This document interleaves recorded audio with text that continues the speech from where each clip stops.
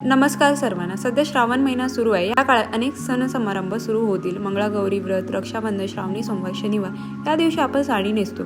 मागड्या साडीवर नेमकं ब्लाऊज कसे शिवायला हवे असा प्रश्न तुम्हालाही पडला आहे का? बाजारात नवीन प्रकारच्या साड्या पाहायला मिळते, पण सध्या साडीला सुंदर आणि छान लुक मिळवायचा असेल तर आपण बॅक नॉट ब्लाऊजचा पर्याय ट्राय करू शकता. आपण गोल आकाराच्या मागच्या गळ्याला शिवलेला सुंदर साधा शॉर्ट लेंथ बो लावू शकतो, ज्यामुळे ब्लाऊजचा लुक अधिक उठून दिसेल. ब्लाऊजच्या मागच्या बाजूला डीप नेक डिझाईन शिवू शकतो. मागच्या हेमलाईनवर ब्लाऊजच्या रंगाचा बोट नॉट लावू शकतो. आपल्याला ग्लॅमरस लुक हवा असेल तर बॅक डिझाईनच्या ब्लाऊजला सिंपल बॅक नॉट लावता येईल.